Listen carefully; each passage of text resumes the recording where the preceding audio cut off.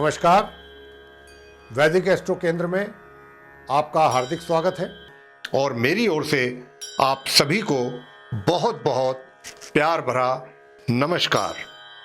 साथियों, आज के इस कार्यक्रम में जो हम चर्चा करेंगे आपके साथ वो है उसका विषय गुप्त नवरात्रि। गुप्त नवरात्रि। तो ये जो गुप्त नवरात्रि है इसके विषय में हम आपको जानकारी देंगे कि इसमें ये कब होते हैं और इनको जब ये होते हैं, जिस समय आते हैं, जो इनका समय होता है, उस पर हम यानी कि जो भक्त हैं या जो जातक हैं या जो व्यक्ति हैं, महिलाएं हैं, पुरुष हैं, अगर वो इन गुप्त नवरात्रों में कौन से वो ऐसे कार्य करें कि जिनके करने से उनकी मन्नतें मां भगवती पूर्ण कर दें प्रसन्न होके। इसी बात की चर्चा हम आपसे कर रहे हैं। तो आप की जानकारी के लिए हम ये सब्जेक्ट लेकर के आए हैं, तो आप इसको ध्यान से सुनिए पूरे वीडियो को। तो देखिए प्रिय साथियों, आज हम जानेंगे कि गुप्त नवरात्र इस माह कब से आरंभ हो रहे हैं और इनकी क्या मान्यता है। घट स्थापना का शुभ मुहूर्त क्या है तथा इन नवरात्रों में कौन सी 10 देवी माताओं की पूजा की जाती है और इन नवरात्रों में वो कौन से ऐसे अचूक उपाय हैं जिनके करने पर व्यक्ति को, अगर उसको स्वास्थ्य से संबंधित कोई समस्या है जीवन में, अपने रोजगार से संबंधित कोई समस्या है चल रही है जीवन में, या फिर विवाह से संबंधित समस्या है, या संतान नहीं हो रही है, संतान को लेकर के समस्याएं बनी हुई हैं, या कर्ज के तले दबे हुए हैं, इन जैसी समस्याओं से कैसे आपको मुक्ति मिल सकती है, कैसे आपको छुटकारा मिल सकता है, यही चीज गुप्त नवरात्रि में आपको बताएंगे, इनके उपाय, अचूक उपाय। तो ये बहुत सुनहरा अवसर है उन व्यक्तियों के लिए जो ऐसे किसी परेशानी से जूझ रहे हैं अपने जीवन में, कि अगर वो हमारे बताए गए सरल उपायों को करेंगे इन गुप्त नवरात्रों में, तो निश्चित रूप से मां भगवती प्रसन्न होकर के उनकी मनोकामना निश्चित रूप से पूर्ण करेंगी। ऐसी हमारे शास्त्रों में भी मान्यता है। तो आज हम इस विषय में आपके साथ पूरे विस्तार से चर्चा कर रहे हैं। हिंदू धर्म में गुप्त नवरात्रि का विशेष महत्व होता है साथियों। गुप्त नवरात्रि में सात्विक और तांत्रिक पूजा भी की जाती है। हमारे हिंदू पंचांग के अनुसार आषाढ़ मास के शुक्ल पक्ष की प्रतिपदा से आषाढ़ मास के गुप्त नवरात्रि आरंभ होते हैं। इस वर्ष गुप्त नवरात्रि 11 जुलाई दिन रविवार से आरंभ हो रहे हैं, जो कि 18 जुलाई 2021 दिन रविवार को समाप्त होंगे। एक वर्ष में कुल 4 बार नवरात्रि आते हैं, जिसमें चैत्र के नवरात्रे, शरदीय नवरात्रे और इसके अतिरिक्त माघ और आषाढ़ मास में भी नवरात्रे आते हैं। और माघ और आषाढ़ में आने वाले नवरात्रों को गुप्त नवरात्रों की नाम से हम जानते हैं। धार्मिक मान्यताओं के अनुसार गुप्त नवरात्रि तंत्र मंत्र को सिद्ध करने वाली माना जाता है। कहा यह भी जाता है कि गुप्त नवरात्रि में तांत्रिक महाविद्याओं को भी सिद्ध करने के लिए मां भगवती की उपासना की जाती है।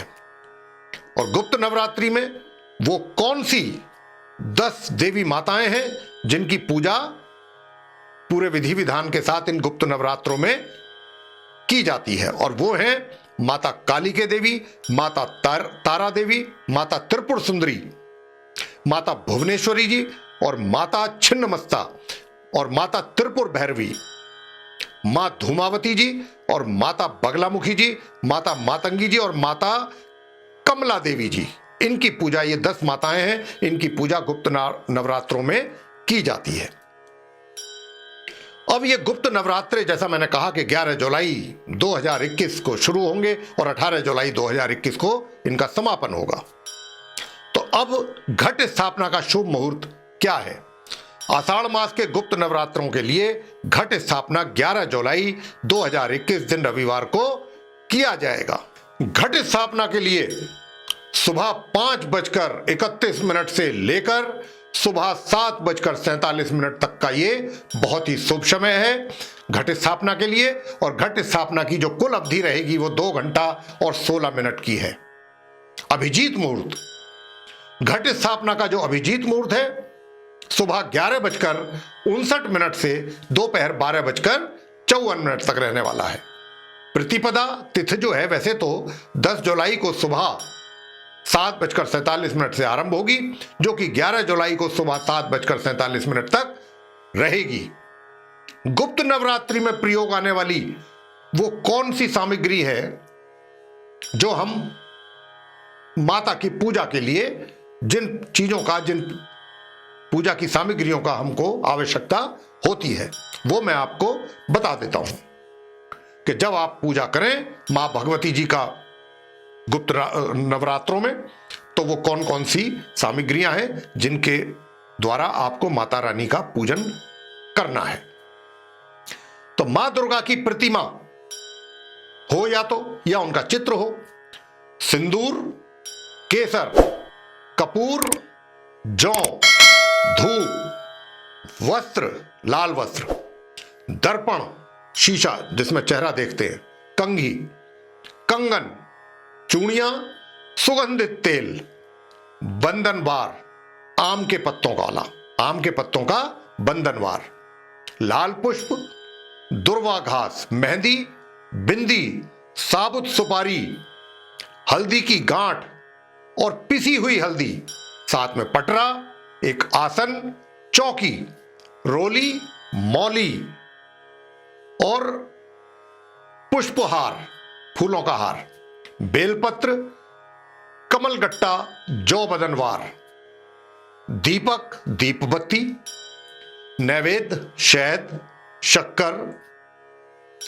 पंचमेवा, जायफल, जावित्री, नारियल, आसन, रेत जिसके ऊपर वो आपने कलश रखना है, मिट्टी, पान, लौंग, इलायची और कलश मिट्टी या पीतल का, या तो मिट्टी का कलश हो या पीतल का, और हवन की सामग्री पूजन के लिए थाली होनी चाहिए, श्वेत वस्त्र, दूध, दही, ऋतुफल, सरसों सफेद वाली और पीली तथा गंगा जल।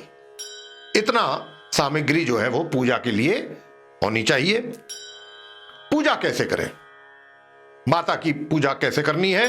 उत्तर दिशा की ओर मुख करके पीले आसन पर बैठ जाइए तथा अपने सामने तेल के 9 दीपक जला लीजिए। ये दीपक साधना काल तक जलते रहने चाहिए। दीपक के सामने लाल चावलों को लाल रंग से रंग लें और उनकी ढेरी बना लें एक छोटी सी, और फिर उस ढेरी पर एक श्री यंत्र रख करके उसका कुमकुम, फूल, धूप तथा दीप से पूजन आरंभ करें तथा अंतिम दिन नवरात्रि के नवमी के दिन हवन करके पूजा को संपन्न करना है। इस प्रकार होगा पूजन। और अब आपको हम बताते हैं कि जिन व्यक्तियों के जीवन में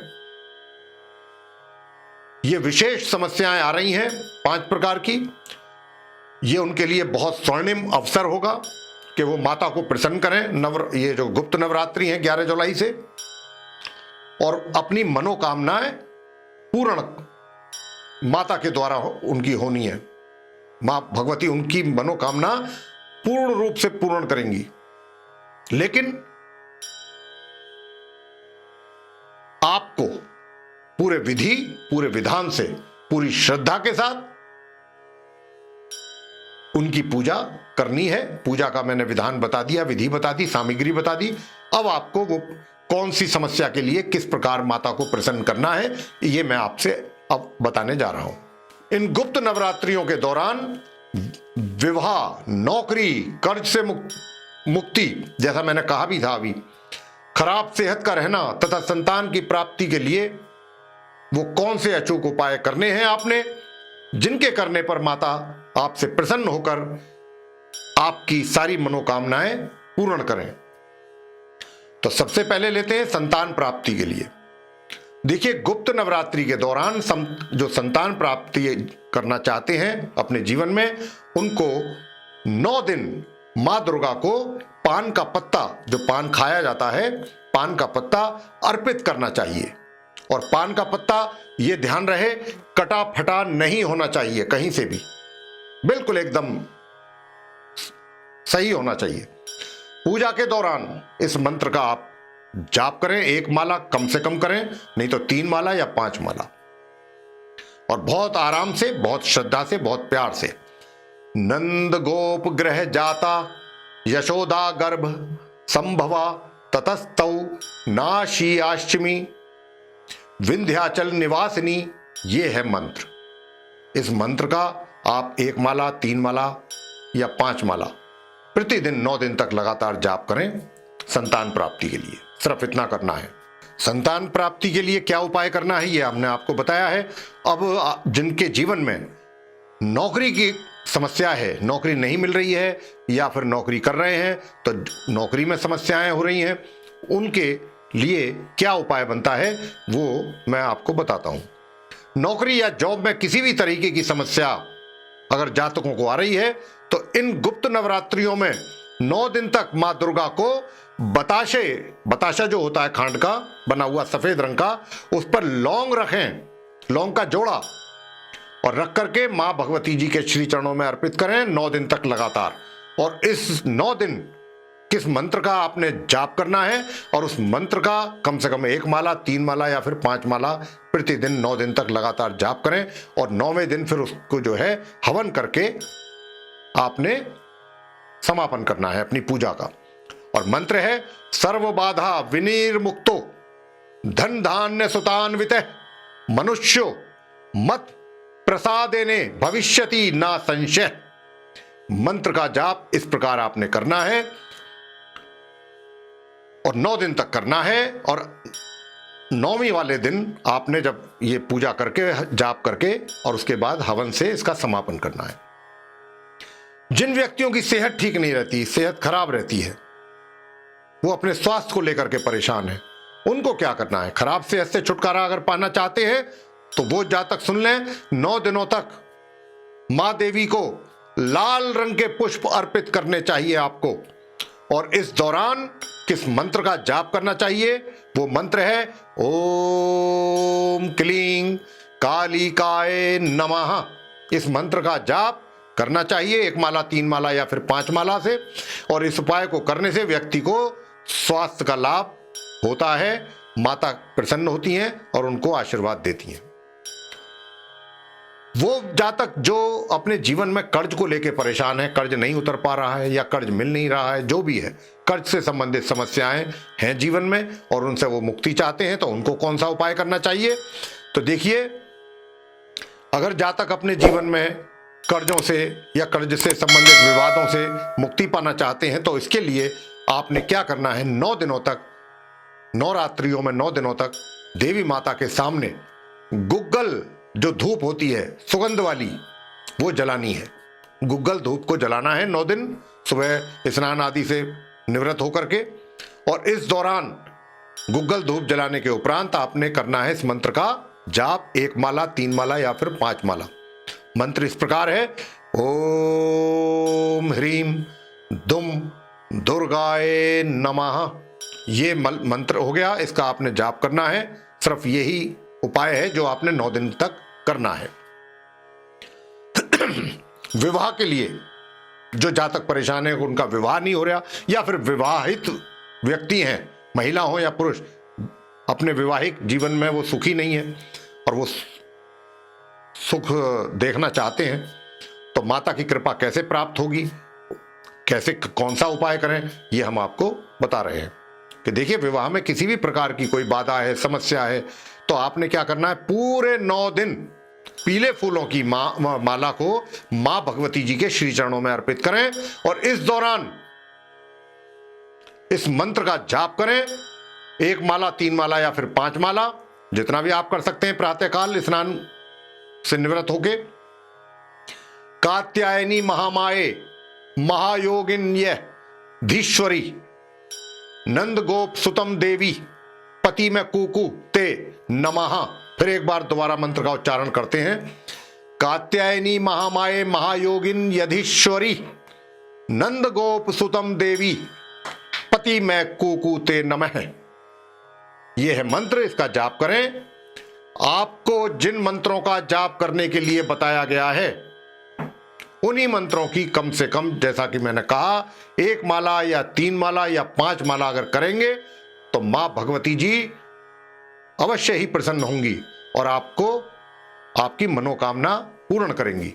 इसके अतिरिक्त यदि गुप्त नवरात्रियों के दौरान 9 के 9 दिन प्रतिदिन अगर आप मां दुर्गा सप्तशती जी का पाठ करते हैं तो देवी मां प्रसन्न होकर भी व्यक्ति की सभी मनोकामनाएं पूर्ण करती हैं। ऐसा भी हमारे शास्त्रों में कथन है। तो साथियों, ये गुप्त नवरात्रि जो आ रहे हैं 11 जुलाई, उसके विषय में ये चर्चा थी और विशेष रूप से उन व्यक्तियों के लिए कि जो अपने जीवन में भिन्न भिन्न प्रकार की समस्याओं से जूझ रहे हैं कि उनको कौन से वो उपाय करें, किस प्रकार माता को वो प्रसन्न करके अपनी मनोकामनाएं पूर्ण कर सकते हैं। तो ये हमने बहुत छोटे छोटे उपाय उनको बताए हैं। आप इस सुनहरे अवसर का लाभ प्राप्त करें और 11 जुलाई जो आ रही है इसका इंतजार करें। और जैसे ही हमने जो चीज बताई है, पूजा की विधि बताई है, जिस प्रकार वो सब इकट्ठा करें सामग्री और उसी विधि विधान के साथ पूजा मां की संपन्न करें। और 9वीं वाले दिन जैसा मैंने कहा कि हवन करके पूजा का समापन करें। और घट स्थापना का हमने शुभ मुहूर्त आपको बताया है, उसमें ही आपने घट स्थापना करके अपनी पूजा का श्री गणेश करना है। तो साथियों, ये था गुप्त नवरात्रियों को लेकर के आज का कार्यक्रम। आपको पसंद आया है तो आप इसको लाइक करें, शेयर करें, चैनल को भी सब्सक्राइब करना ना भूलें। साथ ही जो बेल आइकन है उसको अवश्य दबाएं ताकि आने वाले दिनों में जो भी हमारे नए कार्यक्रमों के वीडियोस हैं वे भी आप तक आसानी से पहुंच सकें और आप समय अनुसार उसका भी लाभ प्राप्त कर सकें। और इसके अतिरिक्त अगर आपके मन में कोई क्वेरी है, कोई जिज्ञासा है पूछने की, तो आप नीचे कमेंट बॉक्स में कमेंट अपना डाल सकते हैं। हमारी कोशिश होती है कि हम उन कमेंट्स का शीघ्र से शीघ्र उत्तर दें। और किसी कारण अगर आपको आपके कमेंट का उत्तर नहीं मिल सका है तो हमारे जो नीचे नंबर ये चल रहे हैं, फोन नंबर्स, आप इन पर संपर्क सीधे करके हमारे स्टाफ से आपकी बात होगी। उनसे आप बात करके अगर आप हमसे अपॉइंटमेंट लेना चाहते हैं, हमसे मिलना चाहते हैं व्यक्तिगत रूप से, और आपके मन में कोई भी जिज्ञासा है ज्योतिष से संबंधित या कोई प्रश्न है, कोई आपको प्रश्न परेशान कर रहा है, तो हम उसका, अगर आप ज्योतिषीय उसका निराकरण करना चाहते हैं तो आप हमसे सीधे संपर्क कर सकते हैं, हमसे मिल सकते हैं, अपॉइंटमेंट ले सकते हैं। तो इसी के साथ बहुत बहुत धन्यवाद। जय माता दी।